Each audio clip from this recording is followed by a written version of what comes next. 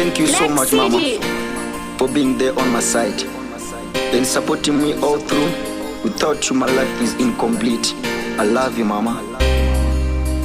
Mr. Alliance is Sparks, the mentality guy. Song for you, Mama.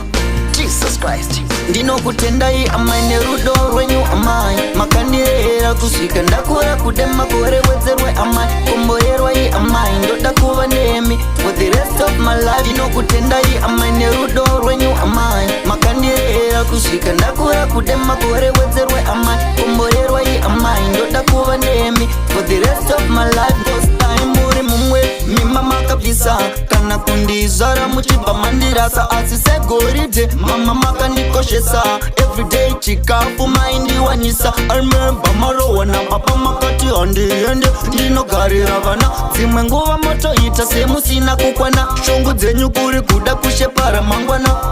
Ndinokutendai amaine rudo rwenyu amai makandirera kusvika ndakura kudema kore wedzerwe amai komborerwa i amai ndoda kuva nemi for the rest of my life. Ndinokutendai amaine rudo rwenyu amai makandirera kusvika ndakura kudema kore wedzerwe amai komborerwa i amai ndoda kuva nemi for the rest of my life.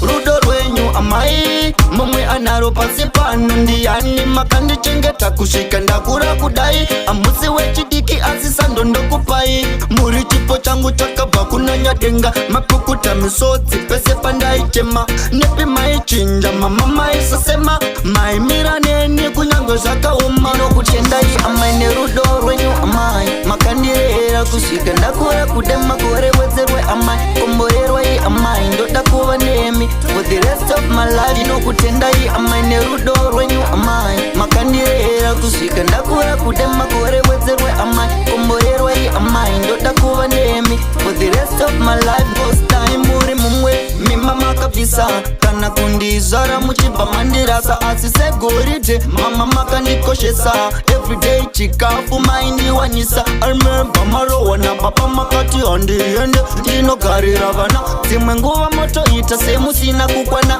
shongu dzenyu kuri kuda kushepara mangwana.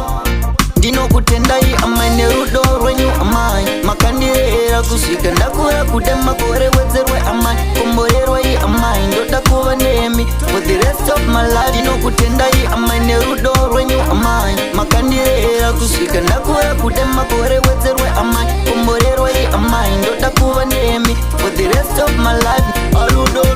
Rudo rwenyu amai mumwe anaro pasi pano ndiani makandichengeta kusvika ndakura kudai amusi wechidiki asisando ndokupai muri chipo changu chakabva kunanyadenga mapukuta misodzi pese pandaichema nepi maichinja mama maisasema maimira